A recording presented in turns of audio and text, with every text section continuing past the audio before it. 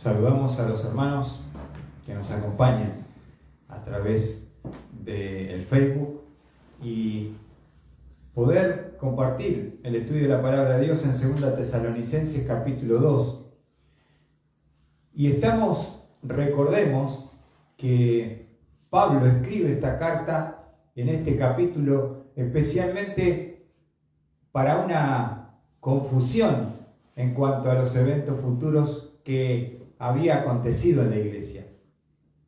Pablo les había enseñado en la primera carta que debían esperar el arrebatamiento de la iglesia. Ahora, alguna idea de alguna manera entró pensando que justo como estaban pasando por persecución, las circunstancias, los sentimientos y las palabras, llegaron a confundirse pensando que Cristo había venido y que ellos se habían quedado para el día del Señor. Y entonces Pablo les va a aclarar que no dejen que nadie ni nada cambie su pensamiento en cuanto a lo que él les había enseñado. Leemos nuevamente 2 Tesalonicenses 2:1, dice: pero con respecto a la venida de nuestro Señor Jesucristo y a nuestra reunión con Él, os rogamos, hermanos, que no seáis sacudidos fácilmente en vuestro modo de pensar, ni os alarméis, ni por espíritu, ni por palabra, ni por carta, como si fuera de nosotros, en el sentido de que el día del Señor ha llegado. ¿Qué estaban pensando ellos entonces? Que el día del Señor había llegado. Ahora, es importante y Pablo va a ayudarnos a cada uno de nosotros porque él les va a explicar qué eventos deben suceder para que el día del Señor llegue. Pablo les va a enseñar qué eventos deben suceder para saber que el día del Señor ha llegado. Y vamos a ver que él lo dice en el versículo 3. Que nadie os engañe en ninguna manera, porque no vendrá sin que primero venga la apostasía. Buenas noches. Primero debe preceder a la venida del Señor. ¿Cuál es el primer evento que se va a manifestar a nivel mundial? La apostasía. La apostasía. Y explicamos qué significa la palabra apostasía. Está hablando de una apostasía mundial. Una apostasía mundial.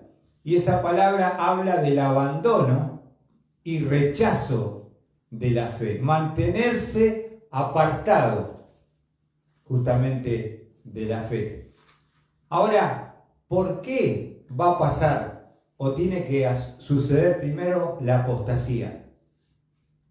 Porque justamente la apostasía no se va a establecer sino después de la salida de los santos de la iglesia. ¿Cómo es que Dios salva al mundo pecador hoy? ¿Cómo es que Dios salva al mundo pecador hoy?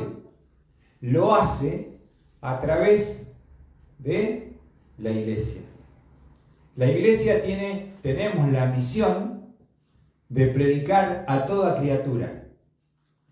La iglesia es el agente salvador que comunica el mensaje de salvación. Ahora, la apostasía mundial de que habla Pablo, que va a preceder el día de Cristo, no se puede establecer mientras la iglesia permanezca aquí en la tierra. Eso lo dice el 2:1. Pero con respecto a la venida de nuestro Señor Jesucristo y a nuestra reunión con Él, primero, el Señor nos lleva. Cuando el Señor nos lleva, se lleva su iglesia, se lleva el ministerio que hace la iglesia con el Espíritu Santo, que la iglesia, el Espíritu Santo mora en la iglesia, en cada uno de nosotros, ¿no es cierto? Entonces recién se puede establecer la apostasía mundial. ¿Se entiende? ¿Por qué hoy no se puede dar? ¿Por qué no está esta condición? Porque está la iglesia, porque está su esposa, porque hoy se predica el Evangelio, porque hoy estamos en el periodo de gracia, donde solamente con creer en Jesucristo, cree en el Señor Jesucristo y serás salvo. Nunca en la historia de la humanidad fue tan fácil poder ser salvo. Buenas noches, Juanchi. Bienvenido, hermano querido. Gracias. Estamos hablando, Juanchi, de que, ¿por qué se llama el periodo de la gracia este tiempo? Porque nunca en la historia de la humanidad fue tan fácil ser salvo. ¿Por qué? Porque todo lo hizo Cristo. ¿Qué es lo único que tenemos que hacer nosotros?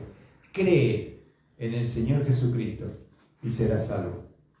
Entonces, está la iglesia, está el ministerio del Espíritu Santo. Por lo tanto, la apostasía mundial no se puede instalar.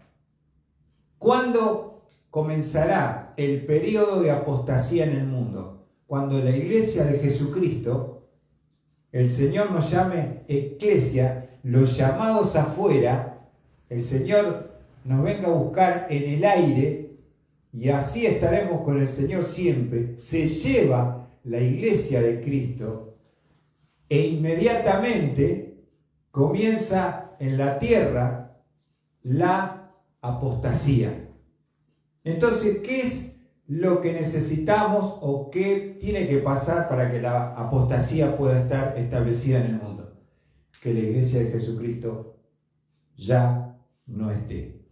Ahora, fíjense también lo que dice: mientras el Espíritu Santo, lo vuelvo a repetir, resida en la iglesia, que es su templo, la obra de impedimento también continuará. Porque no es solamente, digamos, el estado espiritual de la humanidad. Hubo momentos en la oscuridad y en la humanidad que estuvo la apostasía.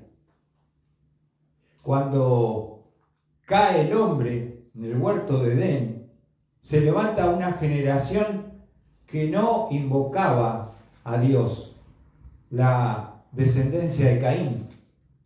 Y los hombres dejaron de invocar el nombre de Dios hasta que aparece ¿quién? El sucesor de Abel. ¿Quién fue? ¿Se acuerdan? Set. Y ahí, con Set, que reemplaza al justo Abel, que lo asesinó Caín, los hombres comienzan a invocar el nombre de Dios. Entonces, es un periodo de oscuridad mundial, de apostasía, pero recuerden que no va a acontecer hasta que la iglesia sea arrebatada. Ahora, dice, volvemos a leer 2 Tesalonicenses capítulo 2, versículo 3, que nadie os engañe de ninguna manera, porque no vendrá sin que primero venga la apostasía. Entonces, ¿cuál es el evento que precede a la venida del Señor? La apostasía a nivel mundial. Pero fíjense otra cosa que va a pasar, otro evento antes del día del Señor. Y lo dice en el versículo 3. Venga la apostasía y sea revelado el hombre de pecado, el hijo de perdición. O sea que, primero, cuando la iglesia es quitada del mundo, arrebatada, ¿en qué esfera o digamos atmósfera espiritual estará el mundo? En una esfera de apostasía. Y justamente son las condiciones óptimas para que se levante, fíjense lo que dice Pablo, el hombre de pecado, el hijo de perdición. ¿Y a qué se refiere esto? ¿Qué te parece, Sam? ¿De quién habla él? Del anticristo. El anticristo. Antes que venga el día del Señor, primero la apostasía, segundo, se debe manifestar el anticristo. Ahora es interesante, vamos a definir, como lo dice Pablo, lo llama en primer lugar el hombre de pecado. El hombre de pecado y el hijo de perdición. El hombre de pecado, o sea, lo que tenemos que entender en primer lugar, que el líder que se va a levantar a nivel mundial, y es lo que el mundo en general hoy está pidiendo y clamando, dice: necesitamos un líder mundial. Uno que nos represente, uno que maneje todo, ¿no? Porque acuérdense que cuando la iglesia sea arrebatada, ¿qué va a pasar en el mundo? Cuando miles y miles de personas desaparezcan, va a haber un caos mundial, va a haber un terror y un temor, diciendo, pues seguramente hay una invasión extraterrestre. Así que se va a unir la ONU, las Naciones Unidas, y van a levantar a un hombre, un líder mundial, un ser humano, un líder mundial, que va a liderar la raza humana. Y entonces se lo llama el hombre de pecado. ¿Y por qué se le llama así? Porque este hombre los va a guiar al pecado y a la rebelión contra Dios. Es un hombre que Satanás, en su sueño, quiso gobernar la tierra. Nunca pudo. Pero lo va a hacer. Lo va a hacer a través del anticristo. Lo va a hacer a través del anticristo. Se le va a cumplir el sueño de poder estar gobernando el mundo a través de un hombre que los va a llevar al pecado y a la rebelión contra Dios. Es un falso salvador, porque él, su plataforma política, ¿cuál va a ser? En medio de la desaparición de miles de personas y el caos mundial, lo dice en Primera Tesalonicenses, vamos a ver.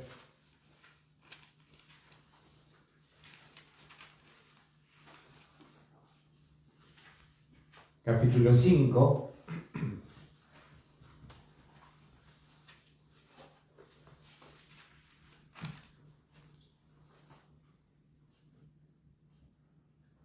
Versículo 3, Primera Tesalonicenses 5, versículo 3 dice que cuando estén diciendo paz y seguridad, entonces la destrucción vendrá sobre ellos repentinamente, como dolores de parto a una mujer que está encinta, y no escaparán. Cuando estén diciendo, ¿qué va a proclamar para levantarse como líder mundial? ¿Qué va a ofrecer al mundo? Dos cosas que anhela la humanidad. ¿Cuáles son? Paz. ¿No querés paz? ¿No querés que se termine la guerra con Ucrania y los rusos? Y tantas manifestaciones de guerra que hay en el mundo. Paz y ¿qué más? Seguridad. Vivimos en un mundo con terror y temblor por la maldad y el pecado, ¿no es cierto? Pero bueno, justamente, ¿quién va a proponer políticamente esa plataforma, paz y seguridad?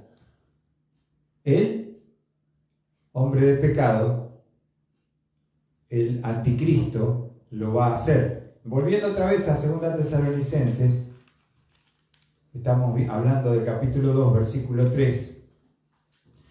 Para que el día del Señor venga, primero la apostasía, pero también se debe levantar este hombre que es ser humano, que es hombre de pecado, que nos va a guiar al pecado y a la rebelión contra Dios. Pero después tiene otro título. ¿Cuál es? El hijo de perdición. El hijo de perdición. Otra característica que va a tener el hombre que se va a levantar, el falso salvador de la humanidad, el anticristo, es hijo de perdición. La palabra perdición está hablando de alguien totalmente perdido. Alguien totalmente perdido. Y fíjense que esta expresión la utiliza el Señor Jesús en Juan 17, en la oración sacerdotal, en el aposento alto, antes de ir a la cruz. Es interesante, ¿no? Esta expresión, hijo de perdición. Juan 17, Evangelio de Juan 17, versículo 12. Juan 17, versículo 12. ¿Lo tienen allí? Juan 17, versículo 12. Está orando el Señor al Padre y dice: cuando estaba con ellos, los guardaba en tu nombre, el nombre que me diste, y los guardé, y ninguno se perdió. Observen, excepto el hijo de perdición, para que las escrituras se cumplieran. Vamos a verlo allí nuevamente. Miren el trabajo que hizo como buen pastor, pastor perfecto. Cuando estaba con ellos los guardaba en tu nombre, el nombre que me diste, y los guardé. Ninguno de los que guardé se perdió, excepto, ¿quién? El hijo de perdición, para que la escritura se cumpliera. ¿Quién es el hijo de perdición? Judas Iscariote. Ese es el hijo de perdición, hijo del diablo, perdido para siempre, eternamente, que fue el instrumento que utilizó Satanás para llevar a la muerte a través de un beso y la entrega en el Getsemaní al Señor Jesucristo. El hijo de perdición. Está hablando de alguien que fue poseído y usado por el mismo Satanás. De la misma manera, el anticristo será poseído y utilizado por Satanás en un gobierno mundial.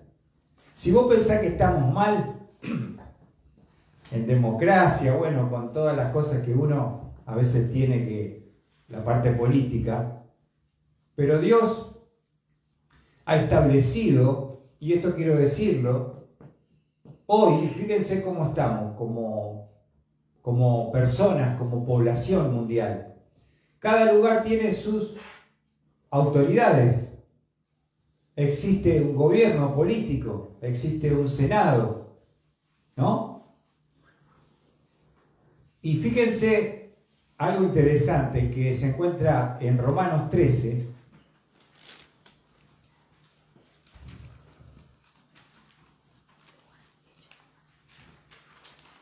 Y es lo que pasa en el momento que Pablo escribe la epístola a los romanos. ¿Quién era el imperio que dominaba el mundo en ese momento? ¿Se acuerdan cuál era el imperio que dominaba el mundo en tiempo de Pablo? Y en tiempo de Jesús también. ¿El imperio? Tenían casco, soldados. Los romanos, el imperio romano. Ahora mirá lo que dice Pablo, versículo 1. Sométase toda persona a las autoridades que gobiernan, porque no hay autoridad sino de Dios, y las que existen por Dios son constituidas. Por consiguiente, el que resiste a la autoridad, al ordenado por Dios, se ha opuesto. Y los que se han opuesto sobre sí recibirán condenación. ¿Qué nos enseña Pablo, inspirado por el Espíritu Santo? ¿Cuál debe ser nuestra actitud frente a las autoridades? Dice que son puestas por ¿quién? ¿Sandro? Por Dios. ¿Qué dice la palabra? Son puestas por Dios. ¿Qué debemos hacer nosotros con respecto a la autoridad? Nos guste, no nos guste, estemos de acuerdo, no estemos de acuerdo. Debemos someternos a las autoridades. Fíjate que Pablo está hablando mientras ellos están bajo el imperio romano, que eran terribles, que eran crueles.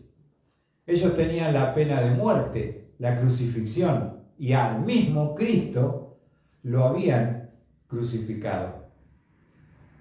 Pero dice que son puestos por Dios como instrumentos. Ahora fíjense el versículo 3. Porque los gobernantes no son motivo de temor para los buenos, para los de buena conducta, sino para el que hace el mal. Observamos el versículo 3. Porque los gobernantes no son motivo de temor para los de buena conducta, sino para el que hace el mal. Deseas, pues, no temer a la autoridad, haz lo bueno y tendrás elogios de ella. ¿Para qué pone Dios autoridad? Para controlar, para proteger y para poner también un castigo a aquellos que hacen cosas terribles. Si no hubiera un gobierno mundial establecido, ¿en qué sistema viviríamos, Raquel? ¿Qué sería esto? La ley del más fuerte. La ley de la selva, o sea, por más que no nos guste, tenemos una comisaría, tenemos un intendente, tenemos uno que está en parte de seguridad, ¿no? Ahora, observen, versículo 4. Pues es para ti un ministro de Dios, para bien, pero si haces lo malo, teme, porque no en vano llevan la espada, pues ministro es de Dios, un vengador que castiga al que practica lo malo. Eso es cuando estamos en el gobierno que Dios ha establecido y los pone Dios para controlar, para ordenar y para castigar. Ahora, el anticristo que va a subir al gobierno mundial es un hombre de pecado, que te va a llevar al pecado, a lo malo y a la rebelión contra Dios, y es puesto por el mismo poder del diablo. Satanás hace que se levante ese gran personaje mundial, gobernante del mundo, llamado Anticristo. Y se lo denomina hombre de pecado, que te guía al pecado y a la rebelión contra Dios. Hijo de perdición, totalmente perdido, tendrá este carácter del Anticristo. Volvemos entonces a 2 Tesalonicenses.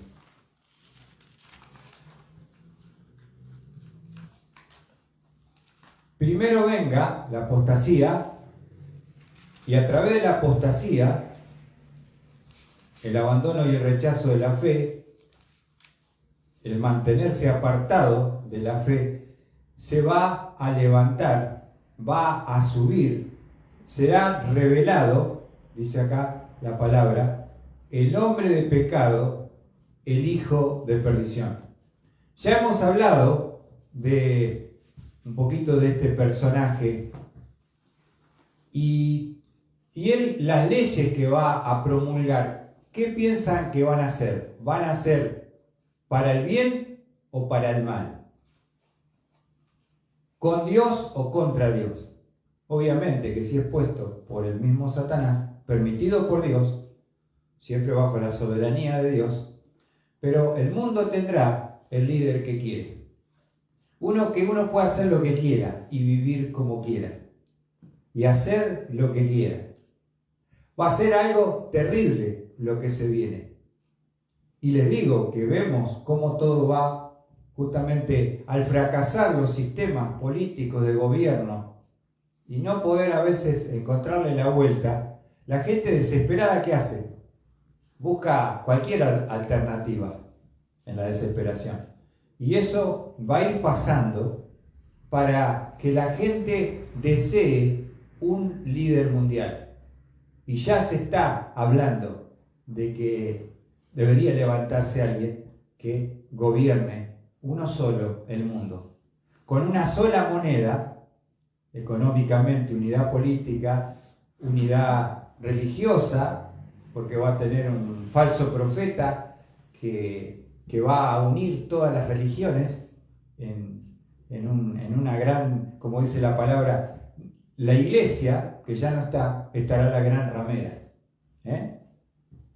La esposa que va a ser ahí del anticristo. Ahora, observen qué es lo que va a hacer este personaje llamado el anticristo. Versículo 4. Segunda Tesalonicenses 2:4. El cual se opone y se exalta sobre todo lo que se llama Dios o es objeto de culto, de manera que se sienta en el templo de Dios, presentándose como si fuera Dios. ¿No fue ese el anhelo de Satanás en el cielo cuando estaba como querubín protector? ¿Por qué fue desechado junto con los ángeles que le siguieron en la rebelión? Porque él dijo: seré como Dios, me sentaré en el trono de Dios, junto a las estrellas de Dios me sentaré. ¿Ven? Ahora él va a tener, a través del anticristo, la oportunidad. ¿Qué te parece cómo será ese tiempo vivir bajo el gobierno de el hombre de pecado, el hijo de perdición? Tremendo será, ¿no? Y fíjense que dice: se opone, esto es situado en contra para resistir, se va a transformar en el principal adversario de Dios. Se levanta, esa palabra es exaltar sobremanera, por encima desmedidamente de todo. Él se va a considerar Dios. Se va a hacer como Dios.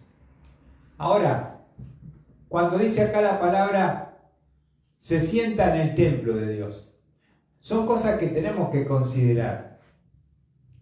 Porque si uno se pregunta hoy, ¿a qué templo se refiere?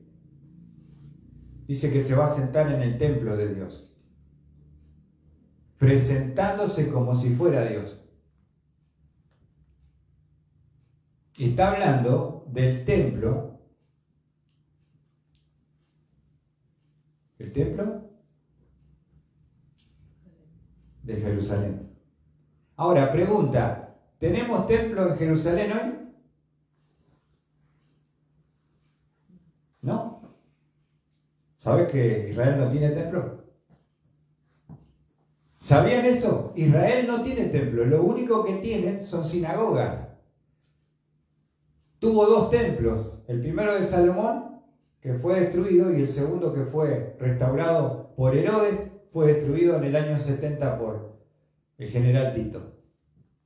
Queda solamente un pedazo de muralla donde van a orar los judíos ortodoxos pidiendo que vuelva el Mesías, que retorne, y por la paz mundial. Qué tremendo, ¿no? Entonces, para que el anticristo pueda establecerse, primero la apostasía, pero para que él se levante, también tiene que haber un templo, porque ahora no tendría dónde sentarse, digamos así. Pero vamos a ver lo que dice la profecía de Daniel, capítulo 9, versículo 27.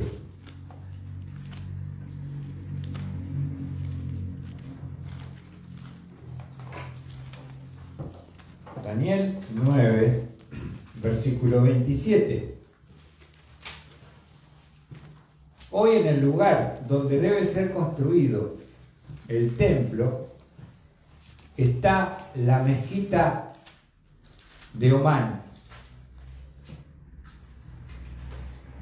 que tiene el domo de la roca, que es de oro, pintado de oro. Ahí deberá construirse, porque es el lugar establecido por Dios para el tercer templo. Ahora, el templo hoy no está, pero fíjense lo que dice Daniel, capítulo 9, verso 27. ¿Qué va a pasar con este hombre de pecado, el hijo de perdición, el anticristo? Daniel 9, 27. Él hará un pacto firme con muchos por una semana. Eso va a ser el anticristo. La semana que se refiere Daniel representan 7 años. O sea que cuando la iglesia es arrebatada, en la tierra comienza la semana 70, que falta esa semana cumplirse, que Dios ha establecido sobre el pueblo de Israel. Cuando la iglesia es arrebatada, viene la apostasía, ¿quién se levanta? Sube como líder mundial, el anticristo. ¿Y qué hace el anticristo? Firma un tratado de paz en Medio Oriente, que hoy es viste que están peleando los palestinos con Israel.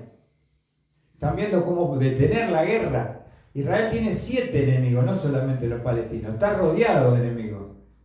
Ahora, cuando el anticristo venga para ganarse el favor de Israel, ¿qué va a hacer? Va a establecer paz y un pacto para que Israel vuelva a construir el tercer templo. Ahora fíjense que todavía nos falta, ¿no? Pero vamos a ver qué va a pasar, lo que dice Daniel. Él hará un pacto firme con muchos por una semana, o sea, 7 años. Pero a la mitad de la semana pondrá fin al sacrificio y la ofrenda de cereal. Sobre el ala de abominación vendrá el desolador, para que una destrucción completa, la que está decretada, sea derramada sobre el desolador. En otras palabras, ¿qué hace el anticristo cuando sube, el líder mundial? Llama a la paz a Israel con los enemigos.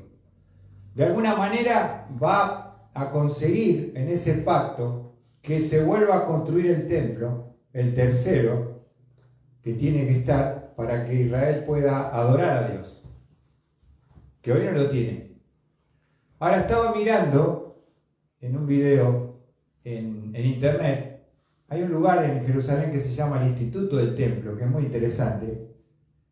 Y saben una cosa que estaba mirando y estudiando, que están preparados todos los utensilios para el sacrificio, todos los elementos, el pectoral, el efod del sumo sacerdote, las vestiduras de acuerdo a la ley, está todo allí para que cuando el templo se pueda levantar y construir, empiece nuevamente la adoración y el sacrificio a Dios.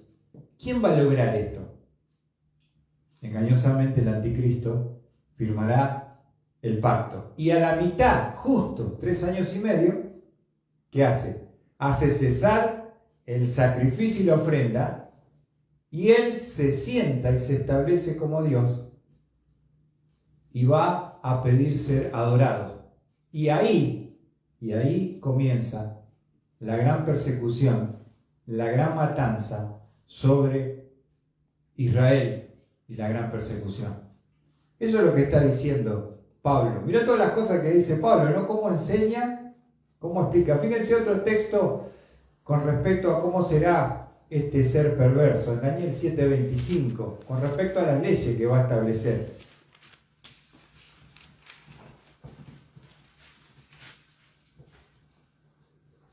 Dice Daniel 7:25, y él proferirá palabras contra el Altísimo, y afligirá a los santos del Altísimo, e intentará cambiar los tiempos y la ley, y le será entregado en sus manos, por un tiempo, por tiempos y por medio tiempo. Si sumamos eso, son 3 años y medio. O sea que el pacto que firma el anticristo con Israel, vuelven al sacrificio, vuelven a adorar a Dios en el tercer templo que todavía no está, en la mitad del pacto que él hace, lo rompe. Cesa el sacrificio y él se va a sentar en ese lugar como Dios y pedirá ser adorado. Terrible, ¿no? Vamos a ver porque Jesús también lo explicó en Mateo 24. Pero acuérdense que la iglesia, ya estamos con Cristo, estamos con el Señor.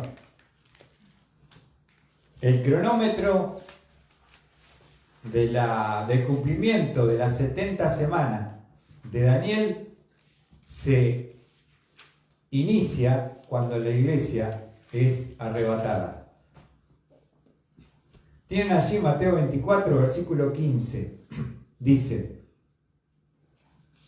por tanto, cuando veáis la abominación de la desolación, de la cual habló por medio del profeta Daniel, colocada en el lugar santo, el que le entienda, entonces los que estén en Judea huyan a los montes. Ahí, cuando el anticristo se ubica en el lugar, en el templo, como Dios y pide adoración, es donde comienza la gran persecución y la gran matanza del pueblo de Israel, como nunca ha habido ni en la historia de Hitler en la humanidad. Muchos anticristos se han levantado, Hitler ha sido uno, pero este es el anticristo, es el gobernante mundial que lidera y maneja la política, la religión y todo pasa por su mano. ¿Entienden, hermano? Entonces, si nosotros nos ubicamos hoy en el 2025, ¿cómo estamos con respecto? Hace 2000 años, los tesalonicenses pensaron que estaban en el día del Señor. ¿Ha acontecido la apostasía que él predice antes del día del Señor? Por supuesto que no. Hoy tenemos libertad de culto, hoy tenemos iglesia evangélica por todos lados. El grupo evangélico es el que más ha crecido a nivel sudamericano en cuanto a testimonio, predicación y salvación, ¿no? No todos predican bien, pero me refiero a la libertad que hay. Biblia de la versión que te guste, pero se viene un tiempo que el líder mundial, el hombre de pecado, el hijo de perdición, se levantará como líder mundial y va a reinar sobre la tierra. Va a hacer un pacto con Israel por 7 años. Construirán su templo, que no está, pero está todos los utensilios. Interesante, miraba cómo la chica iba explicando, ¿no? Tienen la trompeta de plata para cuando se hacen los sacrificios poder tocarla, ¿no? Y eso sí, pero nada se va a tocar, nada se va a mover hasta que la iglesia sea quitada, sacada de la tierra. No hay apostasía, no hay templo, por lo tanto, estamos hablando de 2000 años después que Pablo escribió la carta, ¿no? Imagínate en la época de Pablo, lo más lejos que estaban todavía, ¿no? Pero para que no tengamos duda, ¿y qué se refiere cuando dice Jesucristo en el versículo 15? Cuando veáis la abominación de la desolación. En la historia de Israel ha existido algo parecido a lo que hará el anticristo, estableciéndose en el templo de Dios, siendo como Dios y buscando adoración. En el año 168, el rey griego Antíoco Epífanes IV, Epífanes significa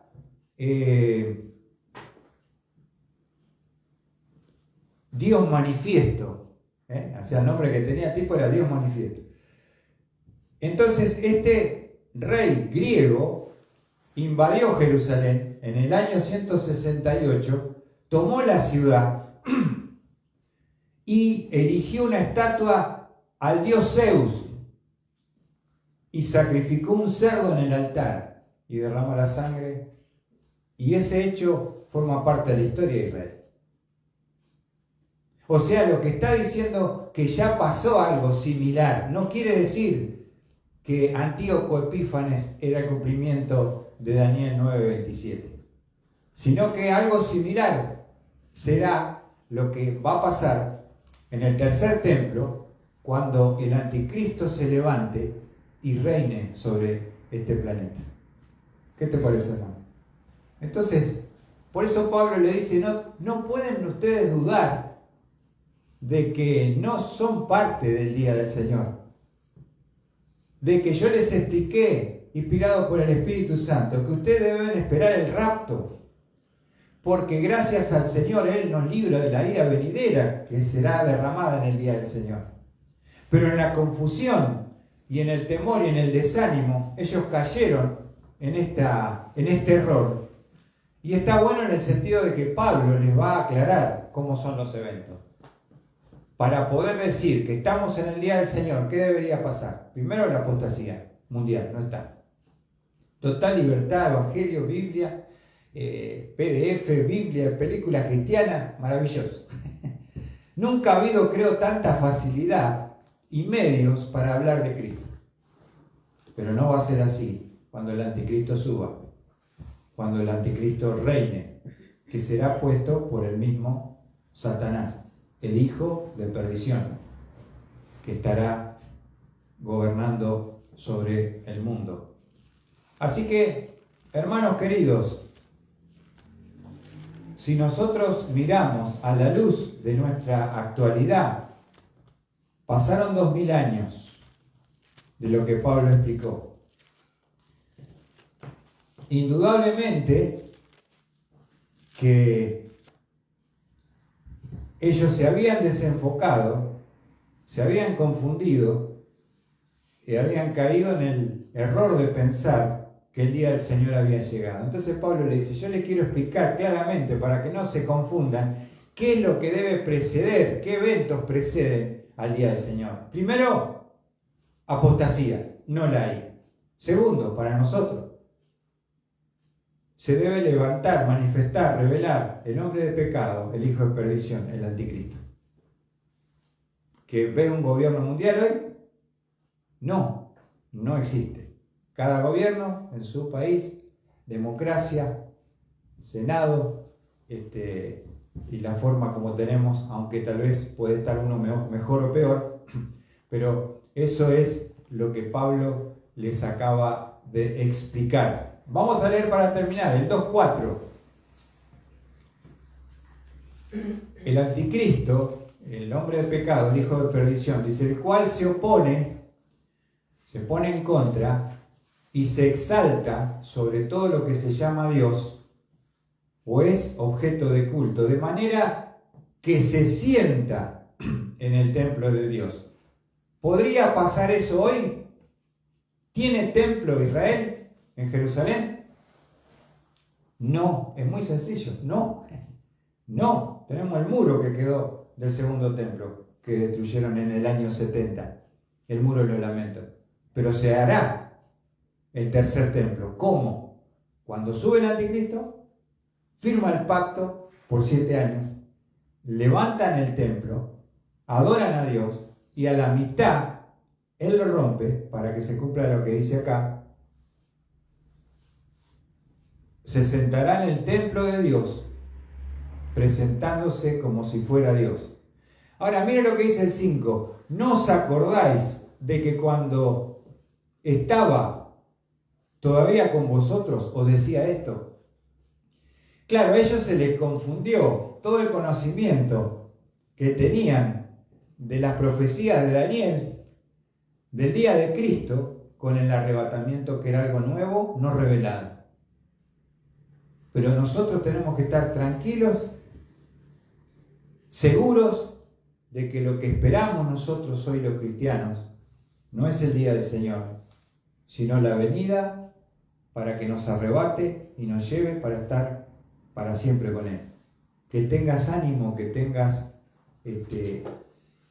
esperanza, y también si muere alguno en Cristo, el Señor los viene a despertar y los va a glorificar. Van a tener un cuerpo como el de Cristo. Nosotros también seremos transformados en el aire y el Señor nos llevará para estar por siempre con el Señor. Que Dios bendiga su palabra y arroje luz a nuestro corazón y que no haya ningún tipo de confusión.